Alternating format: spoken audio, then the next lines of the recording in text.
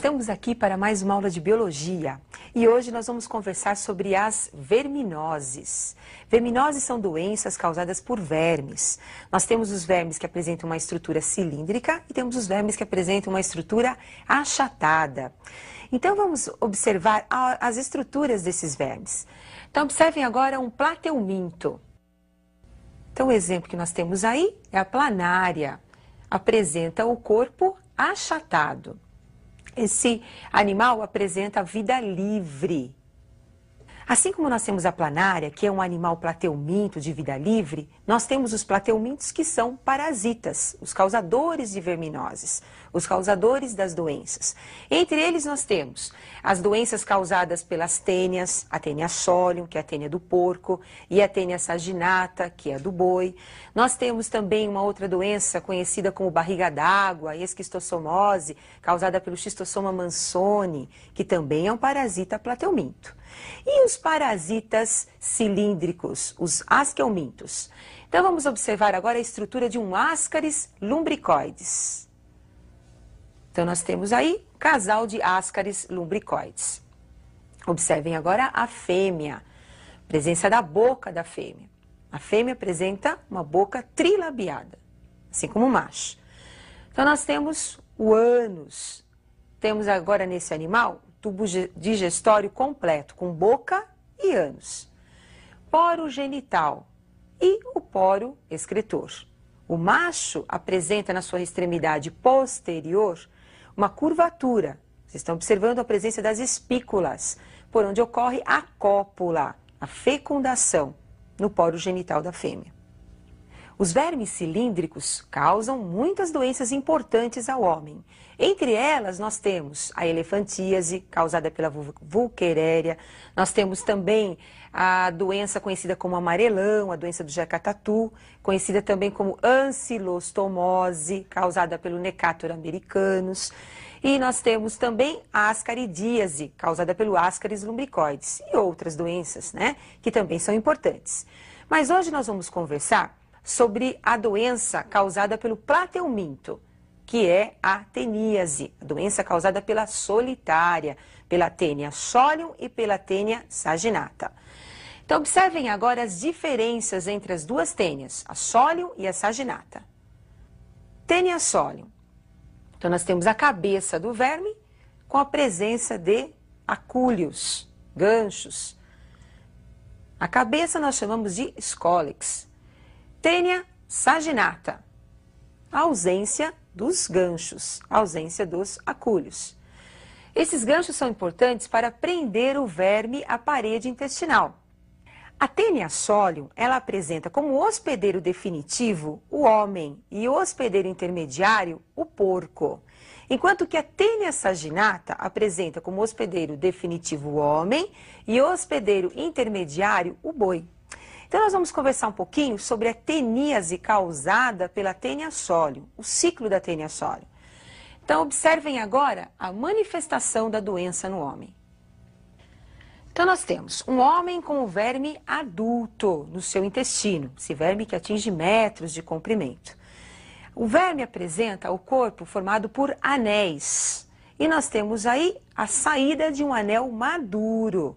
Esse anel, grávido, cheio de ovos, vai para o meio exterior, vai para o solo, aonde nós temos então o ovo esperando o seu hospedeiro intermediário. Então, no caso, o porquinho ingere esses ovos que estão presentes aí no solo. Vocês sabem que porco come detritos, se alimenta de tudo que ele encontra pela frente. E as pessoas que eliminam essas proglótides, eliminam esses anéis maduros no meio externo, quer dizer, que não usam o vaso sanitário, então faz com que tenha aí uma proliferação da doença, porque nós temos a presença também de um porco sendo criado solto, à procura de alimento, e encontra então esse ovo da tênia solium. Agora vamos observar como é que ocorre o desenvolvimento desse ovo no interior do porco. O ovo ingerido pelo porco cai no seu sistema digestório e lá no estômago do porco ele é digerido, a casca é digerida. O ovo agora cai na circulação sanguínea e vai para a musculatura do porco. E lá vai se desenvolver numa larvinha, que é o cisticerco. que apresenta o escólex, a cabeça, invaginado no seu interior. O cisticerco é uma larvinha visível que dá para você observar até na língua do porco. É uma larva que mede de meio centímetro a 1 centímetro. Essa larva, ela fica também na musculatura do porco e o homem vai ingerir essa larva quando se alimentar do porco ou dos seus derivados e essa carne for mal cozida ou for crua. Como nós vamos verificar como é que vai ocorrer agora o desenvolvimento dessa larva no homem. Com a ingestão da carne de porco, mal cozida ou crua, o que vai acontecer é nós teremos a entrada da larva do cisticerco. Esse cisticerco agora cai também no trato digestório do homem e vai direto para o intestino, onde nós vamos ter o desenvolvimento do verme adulto. Esse verme agora, a Taenia solium, vai se desenvolver, como eu já falei para vocês, no intestino do homem, atingindo metros de comprimento e começa então agora a ter o desenvolvimento dos seus anéis grávidos. Nos anéis deste verme nós vamos encontrar a parte feminina e a parte masculina. Então nós temos os ovários e nós temos também a produção dos gametas masculinos, fecundando os óvulos e dando origem então agora a um útero cheio de ovos. Como esse anel fica muito pesado, ele acaba sendo eliminado. Então, apesar do verme estar eliminando esses anéis grávidos, ele ainda está vivo no intestino, preso, agarrado à parede intestinal, continua o seu processo de reprodução. Lembrando então que esse verme ele é hermafrodita, ele tem a parte feminina e masculina em cada anel, por isso a grande produção de ovos. Agora, essa doença que eu acabei de descrever é a teníase. Nós temos o verme adulto no intestino do homem. Mas uma doença mais grave provocada pela Taenia solium é a cisticercose.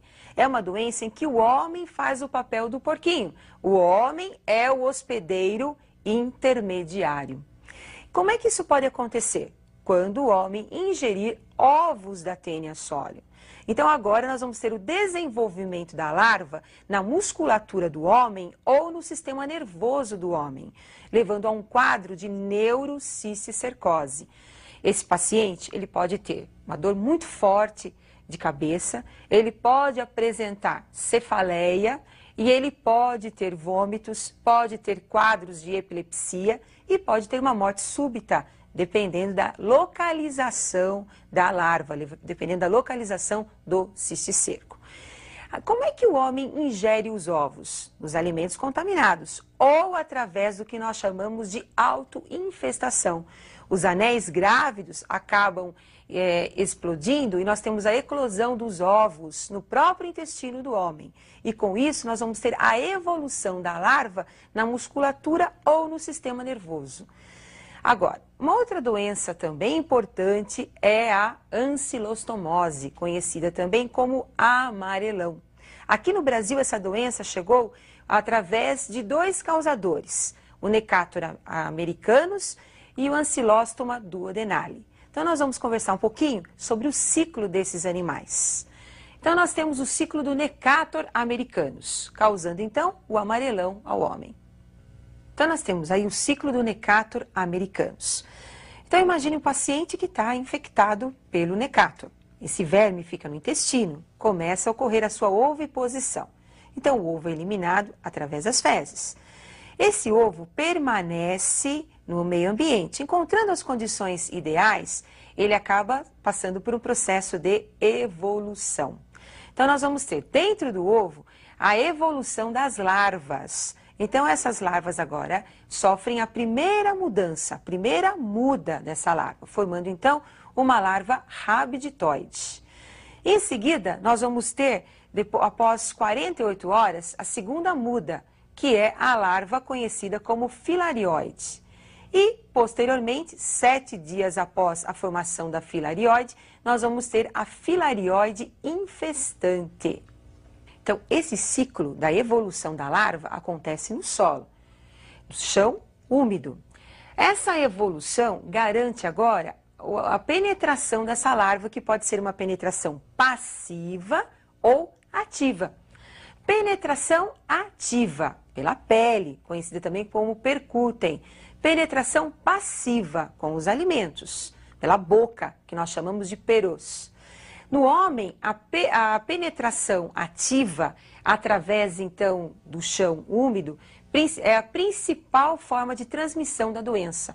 Crianças que pisam nesse chão contaminado com as larvas descalças acabam adquirindo a doença e vamos ter um quadro de evolução do verme no seu interior. Então observem agora a evolução. Com a entrada do verme pela pele, o que nós vamos ter então? Esse verme cai na circulação sanguínea, da circulação sanguínea vai para o coração e para os pulmões, aonde vai sofrer a terceira muda. Nos pulmões, ele agora passa para o trato, subindo pelos bronquíolos, passa para o trato digestório, passando pela traqueia e vai agora para o estômago. E do estômago para o intestino, onde vai sofrer a quarta muda. Se o verme penetrou pela boca, ele vai direto para o estômago e lá vai sofrer a terceira muda e a quarta muda no intestino. Então, no intestino agora, nós vamos ter o desenvolvimento do verme adulto, a oviposição posterior. Então, esses vermes adultos realizam a cópula, começam a produzir os seus ovos, que são eliminados pelas fezes, pelo indivíduo infectado. O principal sintoma da ancilostomose ou amarelão é a anemia ferropriva, é a anemia por falta de ferro. Lembrando que nós temos também o paciente com algumas complicações digestivas também, dependendo da quantidade de vermes que nós vamos encontrar no seu intestino. Agora, eu gostaria que você estudasse um pouquinho mais as outras verminoses, como a ascaridíase, a elefantíase, que é uma doença também importante, a enterobíase. Lembrando que a transmissão, o agente causador e a profilaxia são os pontos principais das verminoses.